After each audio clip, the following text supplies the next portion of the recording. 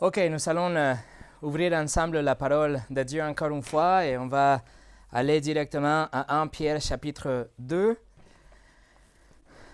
1 Pierre chapitre 2, comme vous le savez, nous sommes en train d'étudier cet épître déjà pour plusieurs semaines ou mois aussi. Sous l'inspiration du Saint-Esprit, Pierre écrit cette lettre à l'Église, particulièrement à l'Église persécutée, et il donne des instructions aux chrétiens et il dit que nous devons avoir une conduite exemplaire. Nous devons vivre des vies qui sont vraiment mises à part, différentes du reste des gens. Et la toute première chose que Pierre pense, tout de suite après d'avoir donné cette instruction de vivre de vie excellente, ou avoir une conduite excellente, la toute première chose qu'il pense est à notre relation avec les autorités, avec le gouvernement. Et ça, c'est le 9e commandement de cet épître qu'on a vu la semaine passée. Le chapitre 2, verset 13 nous dit « Être soumis, soyez soumis aux autorités ». Il nous est commandé d'avoir une position de soumission par défaut devant toute autorité, devant toutes les autorités, institutions humaines. On doit avoir cette position d'obéissance, de soumission. Et la semaine passée, on a vu 5 raisons pour lesquelles Dieu demande cela de son peuple. Et finalement, on a vu aussi que le fait d'être soumis au gouvernement, qu'il s'agisse d'un bon gouvernement, un moyen ou un mauvais, nous nous soumettons parce qu'ils sont des serviteurs de Dieu, même s'ils sont mauvais.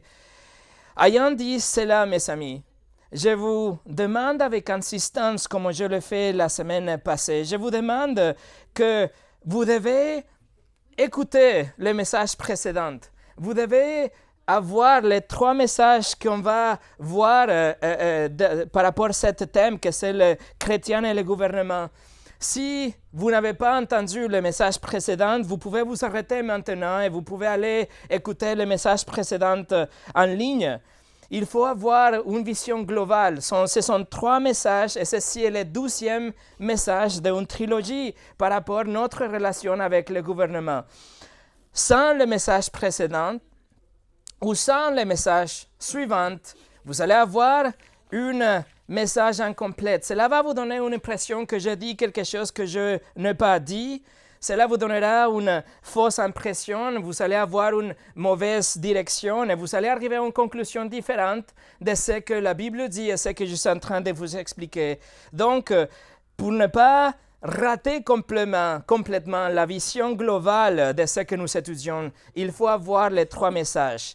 Donc, je répète avec insistance, ceci est le 12e message d'une trilogie. Sans le précédent et sans le message suivant, vous allez avoir un message incomplet. Donc, je vous exhorte vivement à aller le chercher si vous n'étiez pas là. Et si vous ne serez pas la semaine prochaine ou dans 2 semaines qu'on va voir la 3e partie, je vous encourage aussi vivement à aller le chercher par la suite. Ok, conclusion de la semaine passée. Nous sommes commandés à avoir une position de soumission par défaut devant toute autorité. Mais, si vous avez fait attention la semaine passée, j'ai mentionné 2 fois au début de mon message et à la fin de mon message qu'il y a des exceptions, que la parole de Dieu nous montre des exceptions qui sont autorisées par la parole de Dieu, où l'Église ne peut pas obéir, ne peut pas se soumettre aux autorités. Et c'est ce que nous allons voir aujourd'hui. Ce que vous allez entendre aujourd'hui sortir de ma bouche ne vient pas de moi-même, mais c'est le témoignage de la parole de Dieu qui nous donne des exceptions à la soumission aux autorités. C'est ce que nous allons voir aujourd'hui, mais avant de commencer, on va prier.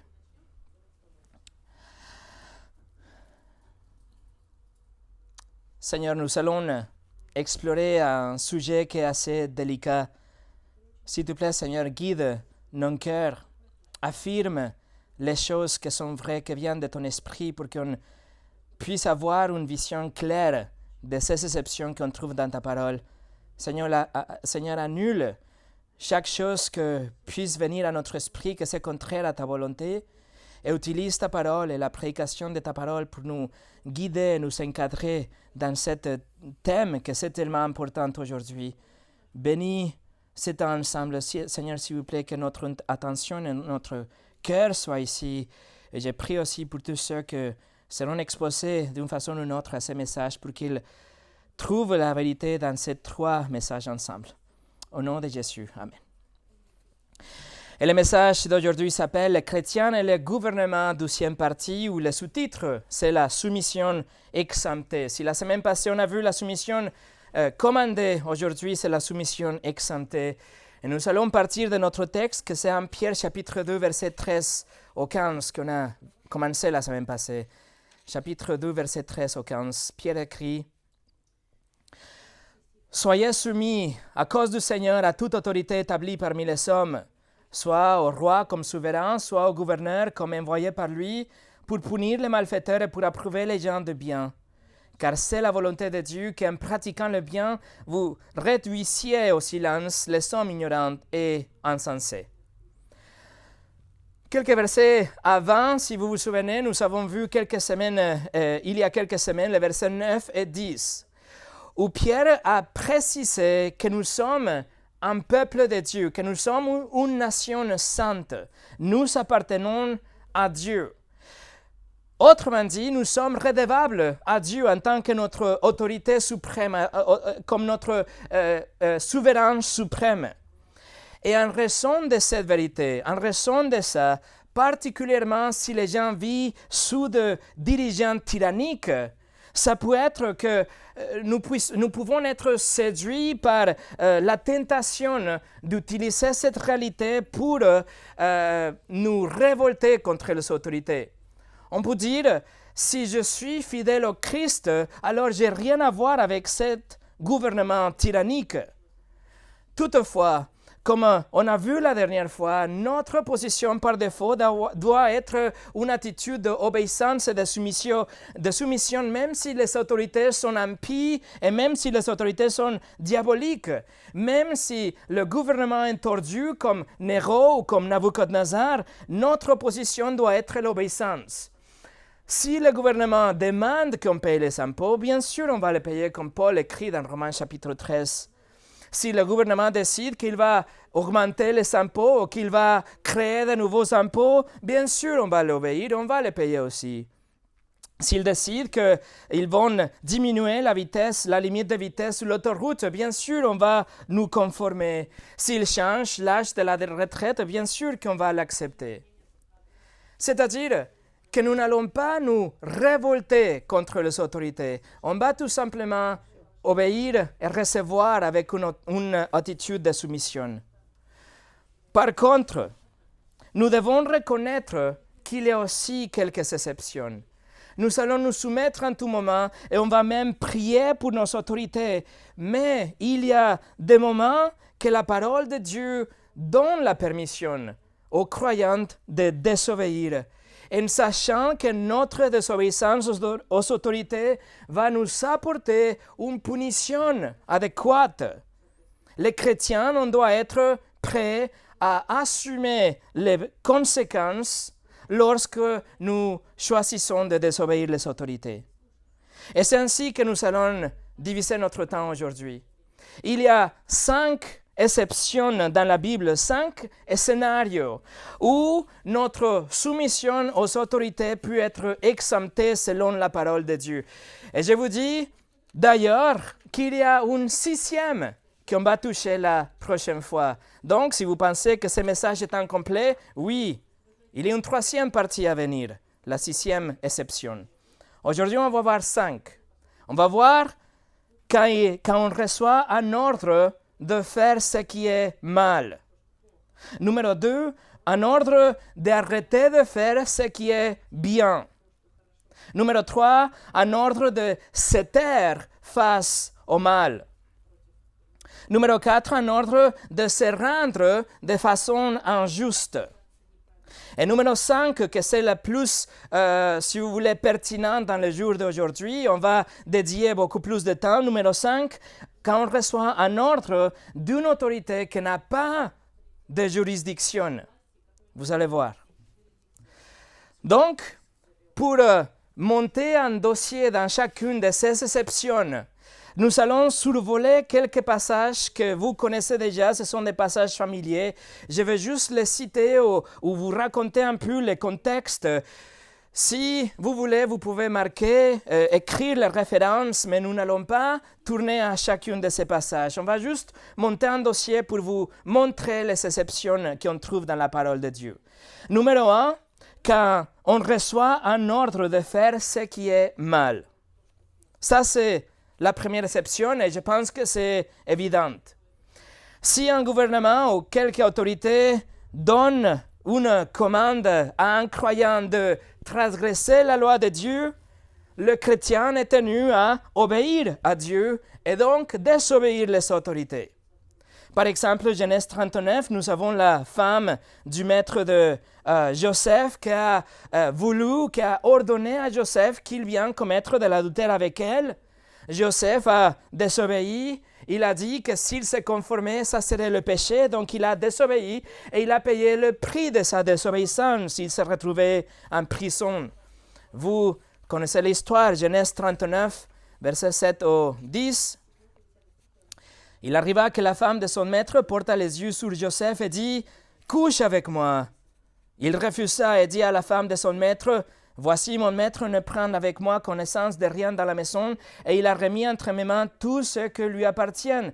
Il n'est pas plus grand que moi dans cette maison. Il ne m'a rien interdit excepté toi, parce que tu es sa femme. Comment ferais-je un aussi grand mal et pécherais contre Dieu ?» Quoiqu'elle parlait toujours à Joseph, tous les jours à Joseph, il refusa de coucher près d'elle ou d'être avec elle. Donc Joseph a refusé de faire ce qui était mal. Dans Exode chapitre 1, le pharaon a commandé aux sages-femmes des Hébreux de tuer tous les petits bébés israélites.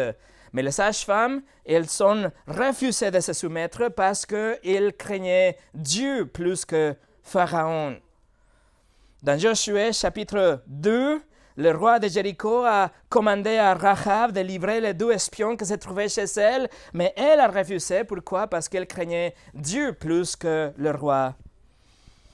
Dans 1 Samuel chapitre 22, verset 17, Saül a ordonné ses serviteurs de tuer les prêtres du Seigneur, mais ils ont refusé de faire ce qui était mal.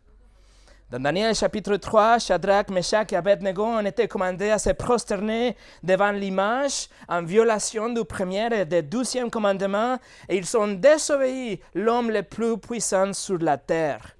Daniel 3, 18, ils ont dit « Sache, ô roi, que nous ne servirons pas tes dieux et que nous n'adorerons pas les statues d'or que tu as élevées. » Et voilà, ils ont été punis en conséquence, si vous vous souvenez. En Matthieu chapitre 2, le roi Hérode a ordonné aux mages de lui dire où se trouvait le bébé Jésus, mais ils ont choisi de désobéir les autorités aussi. Alors, veuillez noter que dans tous ces exemples, ceux qui ont choisi de désobéir, ils ont désobéi, mais dans une attitude de soumission, sans révolte. Il n'avait pas d'insurrection, il n'avait pas de guerre, de bataille, mais dans le calme, ils ont tout simplement désobéi tranquillement et en plus, ils ont assumé les conséquences de leur désobéissance. Avec soumission, ils ont assumé soit la punition de 12 ans en prison pour Joseph, soit la punition de la fournaise ardente pour les 3 Hébreux. Polycarpe, le père de l'Église, il a choisi de désobéir l'autorité ultime, l'empereur romain, quand il était commandé de renier Christ. Et en réponse, il a dit « J'ai servi le Seigneur Jésus-Christ pendant 86 ans et il ne m'a jamais fait de mal.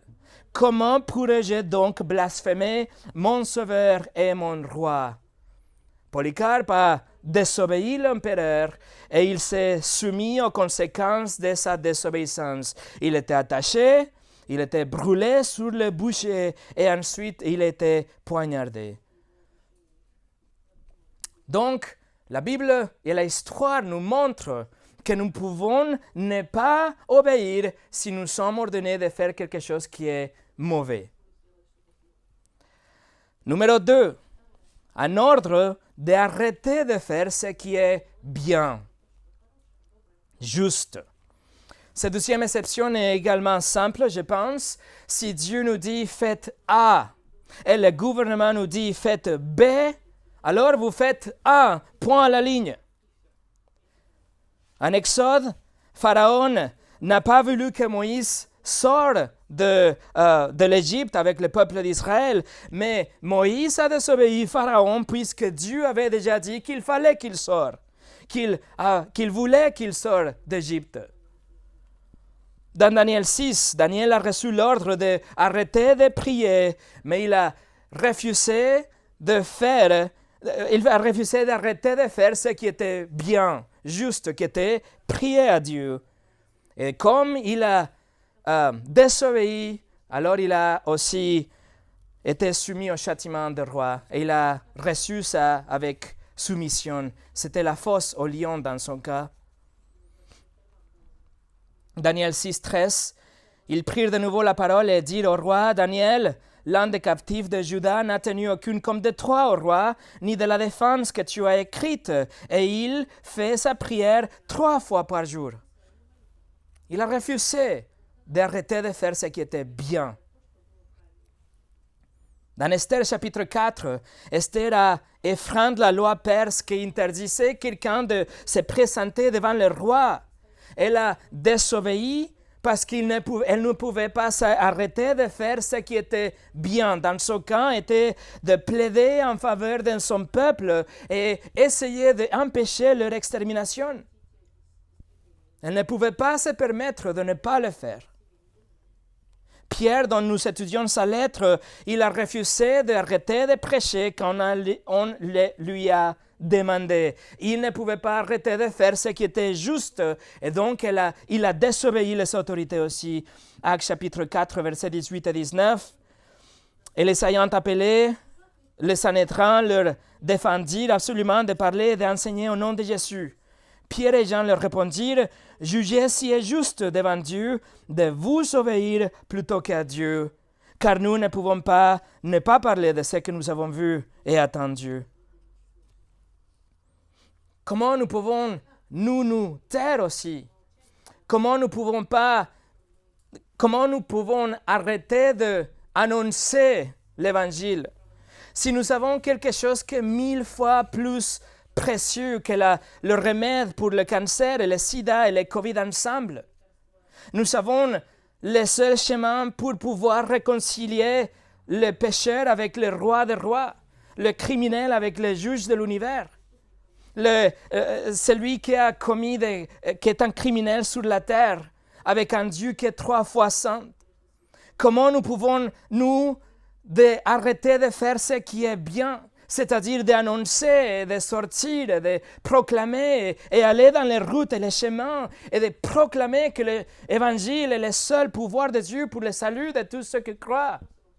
Nous ne pouvons pas nous empêcher d'annoncer à ce monde qui tourne autour de faux espoirs et ils sont la crainte de lendemain, ils sont sans direction, ils sont sans but dans la vie. Ils sont en plus condamnés pour l'éternité pour avoir commis des crimes contre Dieu. Comment nous pouvons ne pas leur dire qu'il y a un remède à leur malheur? Qu'ils sont aujourd'hui des menteurs, des voleurs, des adultères, des blasphémateurs, qu'ils ont déshonoré leurs parents, qu'ils convoitent aussi que tous ces péchés, ils accumulent la colère de Dieu qui se déchaînera lors du jour de jugement. Dieu légitimement peut envoyer les pécheurs en enfer. Comment nous pouvons nous taire de leur dire que Dieu est riche en miséricorde et que Jésus-Christ a déjà pris leur châtiment sur la croix, que Jésus a vécu la vie parfaite dans leur place, qu'il est mort d'une mort sacrificielle pour nous tous, qu'il a absorbé la colère de Dieu et qu'il a été puni dans notre place et que la justice était satisfaite. Nous pouvons le dire, on doit le dire, nous ne pouvons pas rester en silence, que le pardon des péchés est accessible aujourd'hui, que les gens peuvent avoir la vie éternelle aujourd'hui Et non seulement ça, mais la force pour aujourd'hui, l'espoir pour aujourd'hui et pour demain. Quelle meilleure nouvelle que celle-là! Comment nous ne pouvons pas l'annoncer? Comment nous ne pouvons pas la célébrer et nous réunir et l'étudier et chanter à ce sujet? Comment nous ne pouvons pas la vivre pour cette vérité? C'est ce que Pierre a dit. Pierre ne pouvait pas se taire, ne pouvait pas arrêter de faire ce qui était juste. C'est pour ça qu'il a dit, et on le dit aussi, nous ne pouvons pas ne pas parler de ce que nous avons vu et entendu. Il y a une troisième exception. Qu'on reçoit un ordre de se taire face au mal. C'est-à-dire que s'il y a une autorité qui viole la loi de Dieu ouvertement, les chrétiens, nous avons le droit et nous avons même l'obligation de condamner l'acte méchant. Condamner ce qui était fait, qui était mal, mauvais et méchant par l'autorité. Dans 2 Samuel chapitre 12, on a le prophète Nathan qui a confronté le roi David au sujet de son adultère avec Bathsheba. Dans 1 Roi chapitre 18, nous avons Élie qui a confronté Achab aussi pour avoir conduit Israël dans l'idolâtrie. Dans Jérémie 38, on a Jérémie qui était incarcéré et laissé pour mourir dans un puits parce qu'il a refusé de dire de bonnes prophéties au roi. Il a refusé de dire que tout allait être bien pour Jérusalem. Mais il a condamné ce qui était méchant, ce qui était mauvais. Dans Matthieu 14, on a Jean-Baptiste aussi qui reproche publiquement le roi Hérode pour son inceste et son adultère. Et dans Hébreux chapitre 11, on a cette liste de prophètes et de saints de l'Ancien Testament qui ont été torturés, emprisonnés. Mais le livre d'Hébreux nous dit qu'ils sont loués parce qu'ils ont opposé la méchanceté de leur époque. Alors nous sommes aujourd'hui appelés à être des lumières dans un monde de ténèbres. Nous sommes collectivement, mais aussi individuellement, avec nos mots, avec nos actions, avec notre vie, nous sommes aujourd'hui comme un avertissement contre le monde, contre le mal d'aujourd'hui. Nous allons dévoiler tout ce qui est mauvais, nous allons condamner et signaler les choses qui sont mauvaises, qui sont contraires à la parole de Dieu. Nous sommes les seuls que nous pouvons avoir une boussole morale selon la volonté de Dieu, une boussole morale qui n'est pas corrompue par les systèmes et les péchés. Notre position défend le mariage, condamne l'avortement, défend la vérité, condamne les mensonges.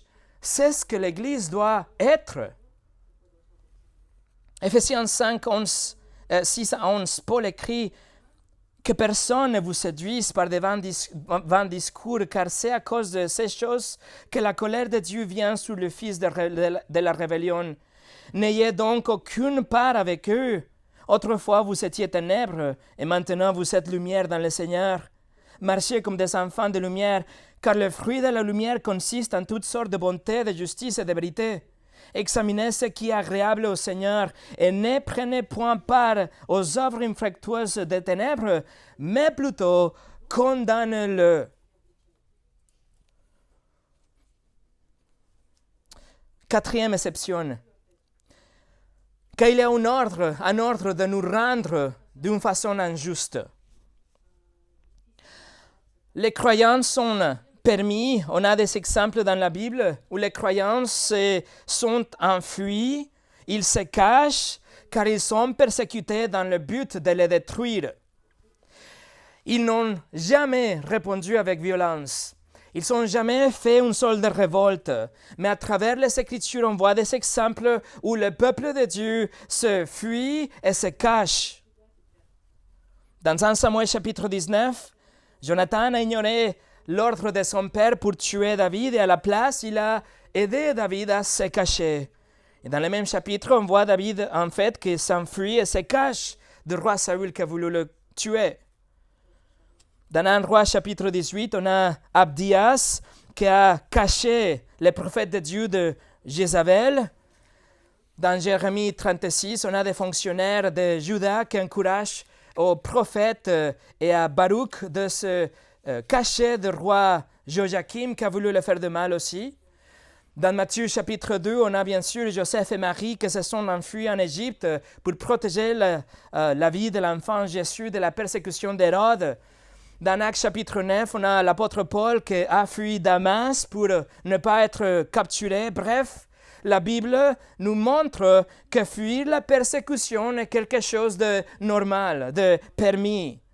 Et en fait, si vous vous souvenez, Pierre est en train d'écrire cette lettre à une église persécutée, qui justement se sont échappés et qui habite maintenant dans la Turquie d'aujourd'hui. Alors, cette église de Pierre, ils sont refusés de se soumettre à l'empereur et il part, il se déplace. Cependant, si quelqu'un qui se cache est trouvé, alors il doit se soumettre et il va recevoir la conséquence de sa désobéissance, sans violence, pas de vengeance, juste avec la soumission aux autorités.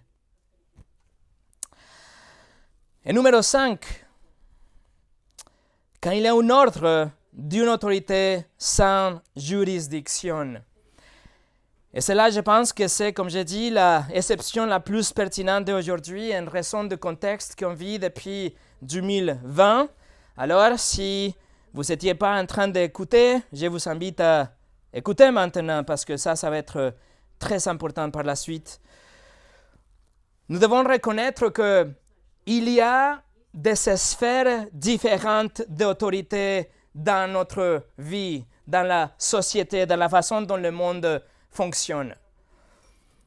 Jésus a dit dans Matthieu chapitre 22, par exemple, il a dit « Rendez à César ce qui est à César et à Dieu ce qui est à Dieu ». En faisant ça, Jésus a démontré le cadre ou la structure de cette division qu'on trouve entre tout ce qui est séculier et tout ce qui est sacré. Il doit avoir dans notre tête, dans notre esprit, clairement une division entre l'Église, ce qui est sacré, les choses de Dieu, et ce qui est séculaire, l'État, le gouvernement, les choses de César. Paul réitère ça dans Romains 13, verset 7. Il dit « Rendez à tous ce qui leur est dû, l'impôt à qui vous devez l'impôt, le tribut à qui vous devez le tribut, la crainte à qui vous devez la crainte, l'honneur à qui vous devez l'honneur. » Et Pierre porte le même enseignement dans son épître. Tout de suite après ce passage par rapport au gouvernement, il va nous décrire la division ou la séparation entre Dieu et les rois. Si vous regardez le verset 17, Pierre écrit « Honorez tout le monde, aimez les frères, craignez Dieu, honorez les rois. » Il y a une division entre les choses de Dieu, les choses du roi. Et pour le reste du chapitre 2 et pour le reste du chapitre 3, Pierre va adresser les autres sphères d'autorité. Il va parler, par exemple, maintenant à cette sphère du gouvernement. Ensuite, il va parler à la sphère le lieu de travail, le maître avec les esclaves. Et après, il parlera à la famille, une autre sphère d'autorité. Il parlera aux épouses et le mari. En plus, dans 1 Corinthiens chapitre 6, les croyants sont instruits aussi que leur litige ne doit pas être fait dans les tribunaux séculiers, mais plutôt il doit résoudre leur affaire à l'intérieur de l'Église, dans le cadre de l'autorité spirituelle que c'est l'Église. Donc là, nous avons une autre sphère d'autorité, l'Église. Alors il y a une séparation claire entre le séculier, le sacré, entre l'autorité civile et l'autorité ecclésiastique, entre le gouvernement et l'Église. Ce sont deux sphères d'autorité séparées, le gouvernement et l'Église. Par ailleurs, Dieu a ordonné dans la famille une autre sphère d'autorité, et la famille dans les deux testaments, c'est une institution faite par Dieu pour promouvoir le bien et pour être contre le mal. Donc, Nous allons nous soumettre au gouvernement pour les affaires civiles, selon 1 Pierre chapitre 2, selon Romains chapitre 13. Romains 13, verset 1 nous dit que toute personne soit soumise aux autorités supérieures, car il n'y a point d'autorité qui ne vient de Dieu, et les autorités qui existent ont été instituées de Dieu. La sphère d'autorité, le gouvernement. Éphésiens chapitre 6 nous dit que les enfants doivent se soumettre aux parents dans les affaires familiales. Éphésiens 6, 1, enfants, obéissez à vos parents selon le Seigneur, car cela est juste. Et les croyantes, dans le cadre d'une église, ils vont se soumettre à leurs anciens dans les affaires ecclésiastiques. Hébreux chapitre 13, verset 17. Obéissez à vos conducteurs et ayez pour eux la déférence, car ils veillent sur vos âmes dont ils devront rendre compte. Une autre sphère d'autorité. Vous voyez, il y a de ces sphères d'autorité différentes. Mais attention, quand l'une de ces sphères tente d'exercer son autorité dans un autre domaine, dans une autre sphère, c'est là qu'il faut résister. C'est là que nous ne pouvons pas nous soumettre. Nous ne pouvons pas nous conformer. Nous ne pouvons pas suivre et obéir avec soumission. Nous allons désobéir et nous allons nous plier humblement aux conséquences de notre désobéissance. Seulement Dieu a l'autorité suprême, la juridiction sur toutes les sphères de la vie. Seulement Dieu est souverain sur le gouvernement, sur la famille, sur l'Église, sur le reste. Et il a délégué de son autorité aux autres sphères, mais l'autorité ultime, c'est lui-même. C'est-à-dire que le gouvernement ne peut pas nous dire comment tenir, comment organiser, comment prêcher, qu'est-ce qu'on doit faire dans le culte d'une église. C'est-à-dire que les anciens de l'église ne peuvent pas vous dire comment vous devez vous habiller dans votre famille. Et c'est-à-dire qu'un père de famille ne peut pas commander que le gouvernement lance un missile dans un autre pays. Quand un leader de n'importe quel domaine, il va au-delà du but et des limites que Dieu a déjà données, il s'entre dans la tyrannie.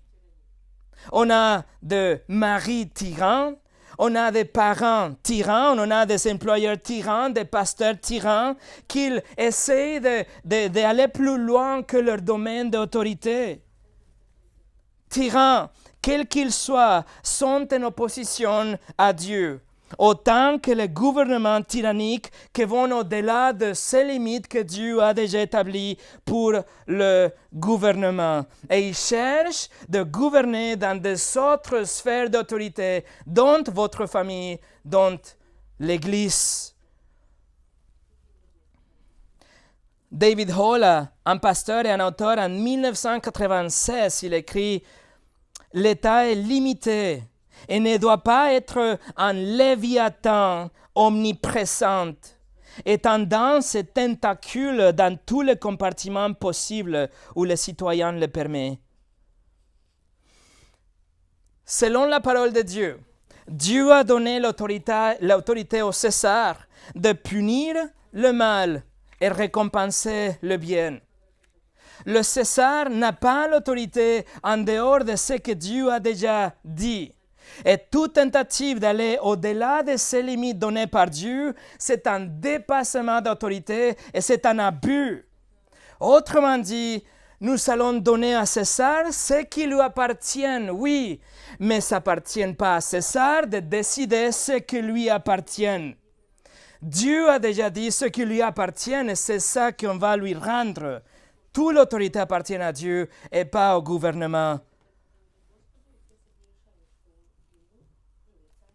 Néanmoins, quand le César enlève Dieu de l'équation, quand le gouvernement décide d'enlever tout ce qui appartient à Dieu et toute influence de Dieu, qui décide alors quelle est l'autorité? Quelle est la limite de l'autorité de César? Bien sûr, ça sera le César lui-même. Et dans ces cas, le César devient Dieu. Quand le César établit ses propres limites et il décide l'étendue de son autorité, il prend de facto la position de Dieu. César détermine les limites de son autorité. Il détermine les règles. Il décide sur chaque sphère de la vie. Il est redouté car il a un pouvoir tyrannique déjà. Et il punit ce que lui, il appelle le mal. Et il récompense ce que lui, il appelle le bien. Cependant, cela est condamné par Dieu à travers Ésaïe. Ésaïe 5, verset 20. Malheur à ceux qui appellent le mal bien et le bien mal, qui changent les ténèbres en lumière et la lumière en ténèbres, qui changent l'amertume en douceur et la douceur en amertume. Alors les chrétiens, nous ne pouvons pas embrasser la autodéclaration de déité d'aucun État. Si nous le faisons, nous adorons un veau d'or. Nous sacrifions nos familles et nos églises à Baal. Et nous dansons autour de Artémis au nom de la santé, de l'écologie, de la tolérance, de l'égalité, de la justice sociale ou de n'importe quelle nouvelle chose que César décide. Mais l'empereur n'a rien à dire dans les sphères de votre famille et dans les sphères de l'Église. Il a créé son propre standard, il a supplanté Dieu et il essaie de s'asseoir sur le trône de Dieu. Mais les chrétiens, nous ne pouvons pas vénérer un tel faux Dieu en lui obéissant. Mes amis, on doit dire non. Quand le César impose des règles et des restrictions pour l'Église ou pour le culte ou pour les réunions des saints, nous nous y opposons et nous subissons les conséquences. Mais nous disons non, parce que ce n'est pas l'autorité de l'État. Le théologien du IIIe siècle, Ambrose, il a dit « Les choses de Dieu ne sont pas soumises à l'autorité de l'empereur. » Mes amis, si Dieu a déjà parlé, si Dieu a déjà dit, nous ne pouvons pas faire de compromis. Nathan Busnitz, il écrit « Les responsables gouvernementaux n'ont pas de juridiction sur le culte, la doctrine ou la politique de l'Église. Lorsque le gouvernement dépasse ces sphères d'autorité ordonnées par Dieu et impose des restrictions non bibliques à l'Église, les croyants ne pourront pas s'y conformer. » Alors nous ne nous conformons pas. Et ça peut être que Dieu intervienne, et ça peut être que Dieu nous épargne, comme il a dit, comme il a fait avec Daniel et les lions. Ou ça peut être qu'il n'intervienne pas, comme c'est arrivé avec Étienne, mais nous ne nous inclinerons pas devant César. Allez avec moi en 2 Chroniques, chapitre 26. 2 Chroniques, chapitre 26.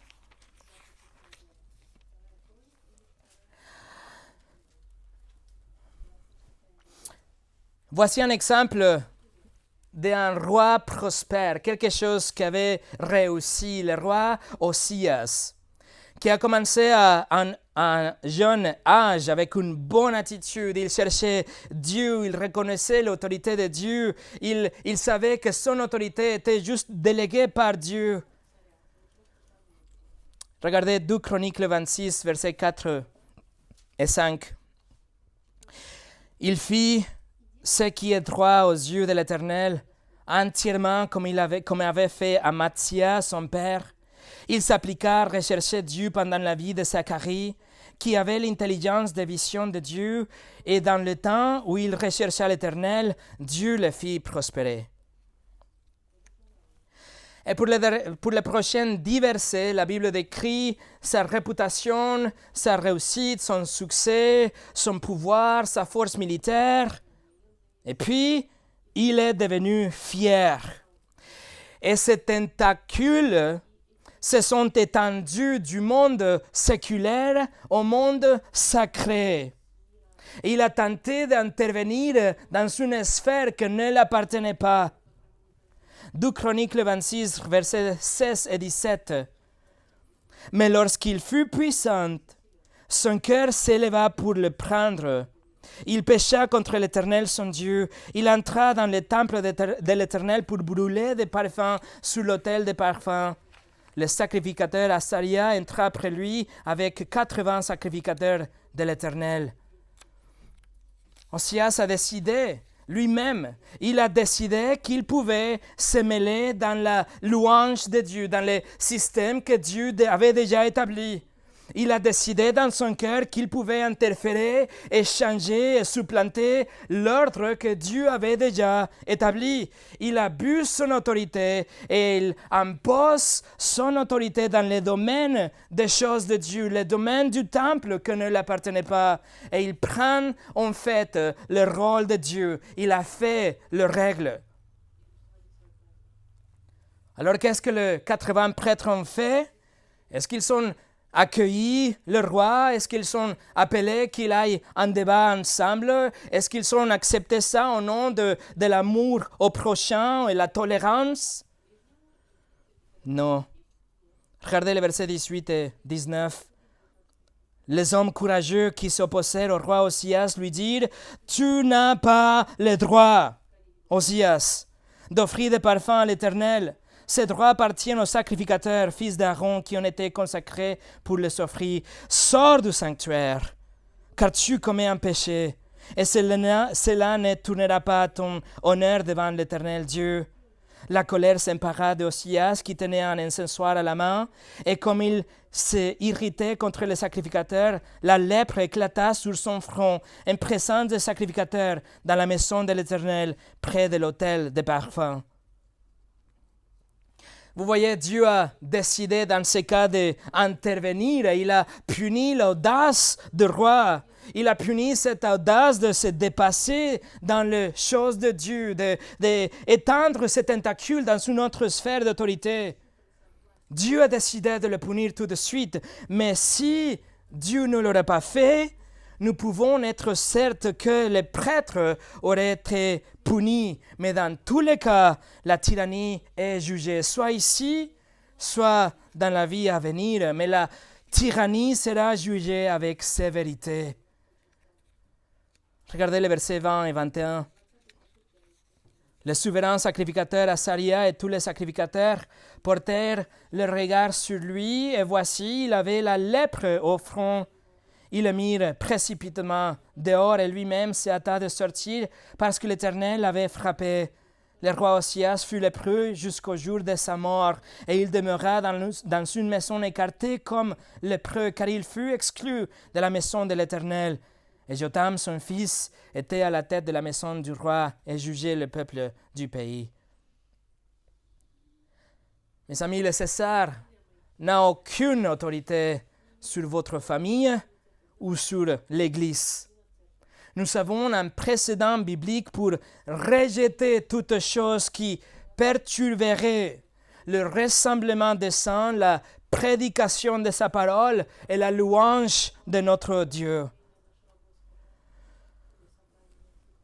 Un pasteur et théologien, R.B. Kuyper, il a écrit en 1967 « L'Église a le devoir sacré de s'élever en majesté et proclamer au monde qu'elle jouit de la liberté de culte, non par la grâce de l'État, mais comme un droit donné par Dieu, et qu'elle prêche la parole de Dieu, non par la grâce des gouvernements humains, mais uniquement sous l'ordre du Dieu souverain et de son roi souverain assis à la droite de Dieu. »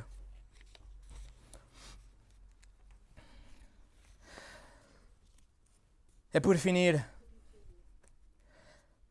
je pense qu'il y a une question qui reste. Si quelqu'un demande qu'on fasse quelque chose avec notre corps, est-ce qu'on doit nous soumettre? C'est une question assez intéressante pour le contexte d'aujourd'hui. Est-ce qu'une autorité a une législation pour me forcer à faire quelque chose avec mon corps, à rendre mon corps en obéissance à une autorité? Et la réponse est non. Mais je vais vous montrer à partir des Écritures pourquoi. Et c'est ce qu'on va voir la prochaine fois lorsqu'on va finir cette petite trilogie par rapport aux chrétiens et les gouvernements. Alors il ne faut pas le rater.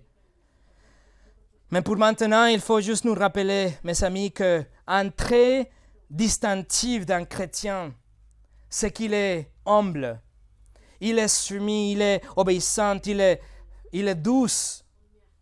Nous honorons notre gouvernement, nous respectons nos dirigeants, nous prions pour eux et nous prions pour leur salut et nous prions pour l'ordre de la communauté et du pays et du monde. Nous prions pour la paix, pour l'évangile qui se répand. Mais on prie aussi surtout pour qu'ils n'abusent pas de leur pouvoir, pour qu'ils ne soient pas tentés d'étendre leur autorité dans des domaines qui ne leur appartiennent pas. On prie qu'ils ne le fassent pas, car nous voulons vivre une vie paisible, mais s'ils le font, nous allons désobéir. Et si nous désobéissons, nous allons faire face aux conséquences. Mais aujourd'hui, mes amis, notre responsabilité, notre devoir est de vivre des vies dignes, des vies excellentes aux yeux de toutes, comme Pierre l'écrit ici, y compris dans notre relation avec le gouvernement et des autres autorités. C'est pour ça que notre position par défaut est une position de soumission, d'obéissance. Il ne faut pas chercher tout de suite à voir si nous pouvons trouver un de ces 5 exceptions pour désobéir tout de suite. Non, vous avez mal compris. Notre position est la soumission. Mais il y a des exceptions, bien sûr. Nous allons nous soumettre à cette autorité, mais nous n'allons jamais, nous allons absolument jamais compromettre notre allégeance à Christ, qui est souverain au-dessus de tout, y compris le gouvernement, votre famille, votre Église et votre corps. Prions.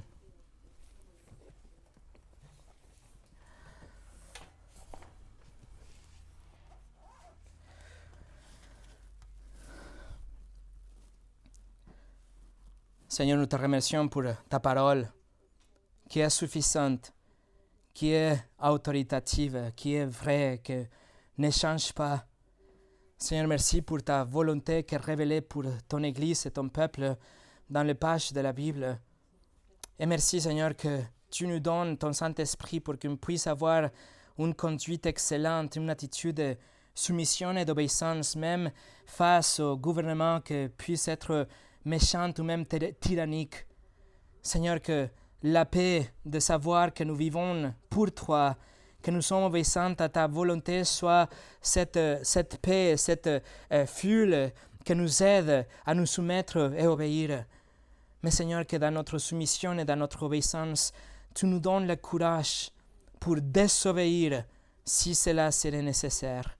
Et qu'avec la désobéissance, Seigneur, on trouve la force et le courage pour nous soumettre à ces conséquences qui viendront chez nous. Seigneur, donne, s'il te plaît, à ton Église un temps de liberté. Donne-nous, s'il te plaît, encore du temps pour pouvoir attendre le Père Dieu et continuer à étudier et enseigner ta parole pour le bénéfice et la croissance de ton Église et la sanctification de tes saints.